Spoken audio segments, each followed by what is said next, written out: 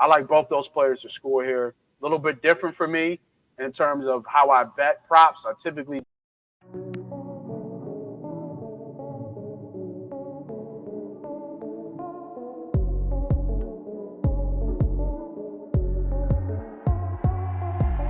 we have Tampa Bay Buccaneers traveling to Detroit.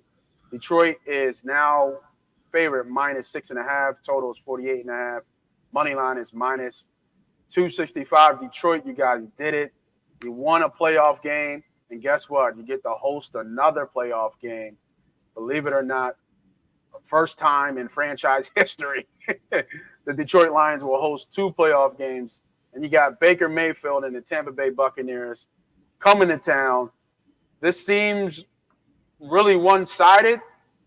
I can't take the Tampa Bay versus Eagles game seriously because of how bad the Eagles were in that game.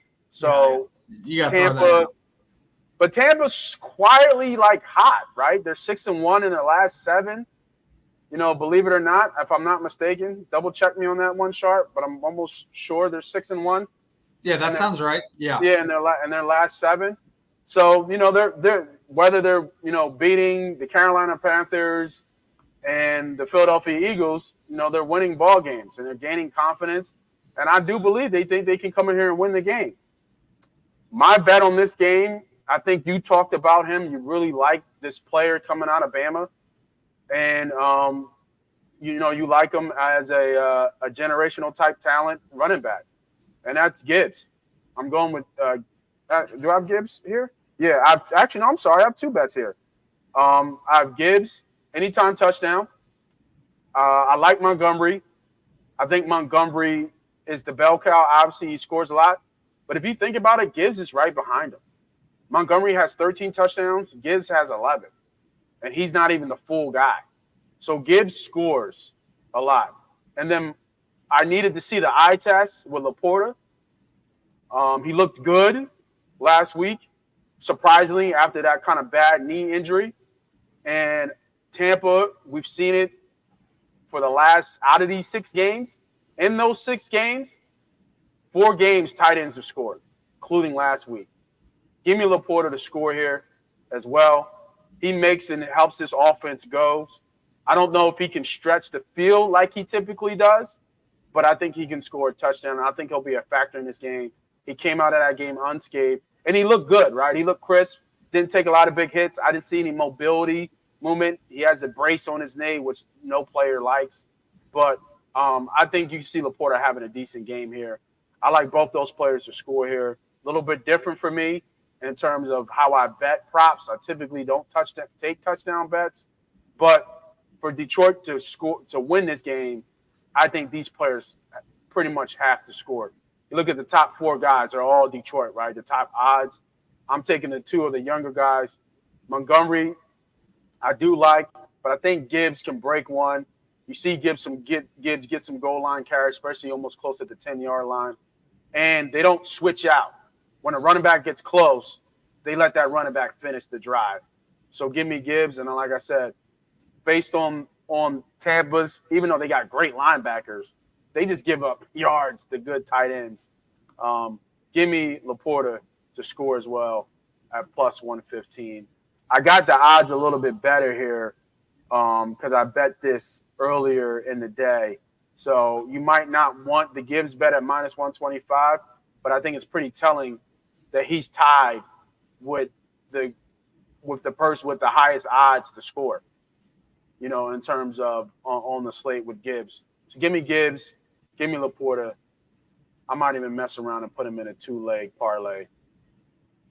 I got to do a same-game parlay. Let me see what that same-game parlay is. Bet small, win big, same-game parlay. What was it? That's not bad. Almost 3-1. I like it. That might be a small unit play for me. I actually like the over here. So this is going to be – so the total opposite of what Jalen Hurts could and our genius offensive staff, Brian Johnson, Nick Sirianni, could not come up with. I think Jared Goff and Ben Johnson and Dan Campbell are going to be able to come with. So Todd Bowles has done the same thing for 20 years. If you watch his defense 20 years ago and you watch his defense now, it's the same defense.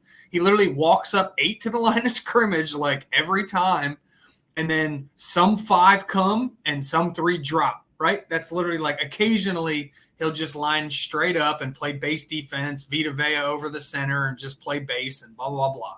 But like on any kind of key down, this dude's going to send blitzes, or he's going to do that dumbass dropping people at the last second, which is why you were saying, why do they give up so many tight end yards? It's because half the time they got linebackers scrambling back to death as tight ends are screaming by them. And that's like impossible to, so it's just, he's a dinosaur. Yes, they beat the Eagles. The Eagles kind of beat themselves.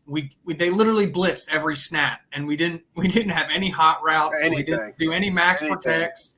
Yeah. We didn't do anything. Well, Jared Goff's going to do that. Like, I can assure you, he's going to be like, hey, Gibbs, this dude's blitzing, this dude's not, so I need you to do this. Like, they're going to be on the same page. Ben Johnson's going to be in his ear being like, hey, watch this guy, throw to this guy. Like, everything we couldn't do, they're going to do. For sure. So I think the Lions are going to be able to score. But here's the thing, and Diddy was on it early, and I lost some money on it. The Lions' calling card is their run defense. Their pass defense blows.